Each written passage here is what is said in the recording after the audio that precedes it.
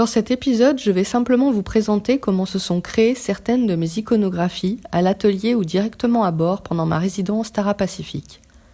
Certaines pièces assument une ambition didactique, comme ce dessin que nous voyons, ce qui s'échange de l'air à l'eau, de l'eau à l'air, qui est un petit format de 9 x 14 cm au crayon sur papier et qui parle de ce rapport d'échange invisible qui se constate en croisant les échantillons de deux milieux.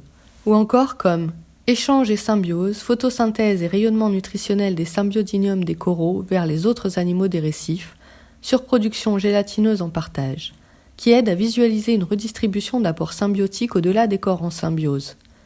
D'autres dessins déforment ou projettent cet aspect didactique vers des suppositions impossibles ou presque impossibles, comme transformation des espaces organiques autonomes vers une domestication des libertés, l'économie de l'utile sur le vivant, puissance incalculable, mimétisme machinal, réceptacle de mes peurs au sujet des solutions abordées au colloque scientifique au Musée national de la marine à Sydney, en Australie, pendant ma résidence, face aux problèmes de blanchissement corallien.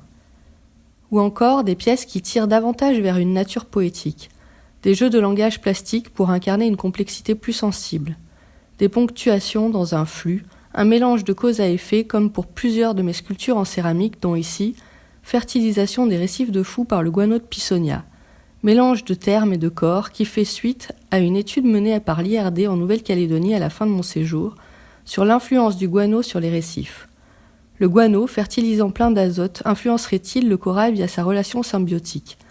Mais j'y ajoute encore une autre cyclicité, retour sur l'oiseau, avec un arbre, le Pissonia, qui héberge leur nid, mais les englue aussi fatalement pour se fertiliser lui-même dans leurs cadavres.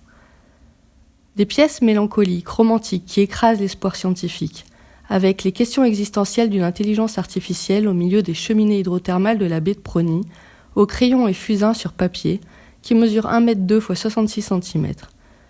Une science incarnée en machinerie archaïque lourde et figée face à ce qui a créé la vie que nous connaissons de manière tellement plus infiniment complexe et évolutive. Une nature encore qui se débat comme dans une idée de face à force inégale mais aux gestes chorégraphiés, comme dans eau paralysée par le venin des cnidocytes, récif essayant de rattraper la dilatation de l'eau pour sa symbiose, ralenti par l'acidification, antisquelettal crachant du calcaire par la bouche en envoyant ses harpons ornés d'autres cnidaires, qui est un grand dessin qui relaie les problèmes comme indivisibles pour une enquête et une solution scientifique qui tenterait de les régler un à un. Et puis d'autres dessins, plus contemplatifs, des vues diverses de moments vécus, soit multiples comme dans le dessin Les Vagues, paysage ondulatoire, immersion dans la fréquence, absorption d'échelle contenante, 180 degrés dans 180 degrés, dessin plié comme une carte qui mesure 1,2 m x 66 cm au stylo bic et crayon et qui recense des vagues observées pendant tout le voyage. Une personnification vers un paysage composé de vues trombinoscopiques de vagues, mises bout à bout comme une photo de classe en cadavre exquis de ce que je n'aurais pas imaginé aussi varié. Ou des moments vécus uniques, comme ma découverte du plancton fluorescent dans la tempête de mon embarquement entre Whangarei et Sydney avec la manière noire lithographique, exosquelette de Tara dans les lueurs planctoniques sous la Voie lactée.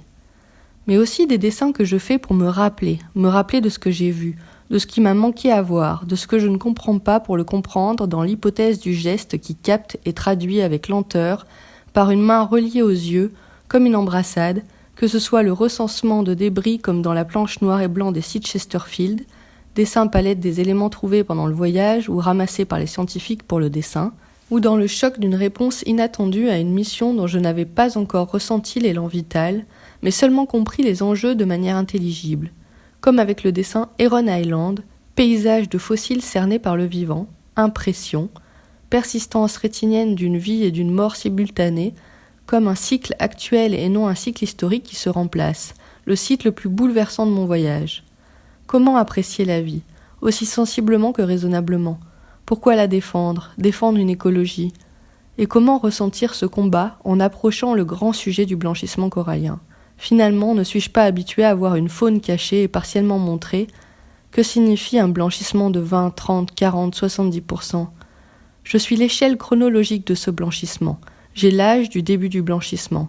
Est-ce que ça signifie que je suis dans ce process? Que je ne connais pas le monde sans cette alerte? Et pourtant je vis. Comment en ressentir alors l'urgence ou bien le deuil?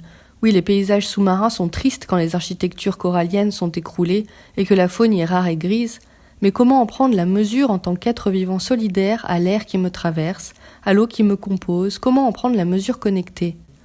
C'est donc à Heron Island, une île de la Grande Barrière de Corail dans le Queensland, que la question s'est arrêtée.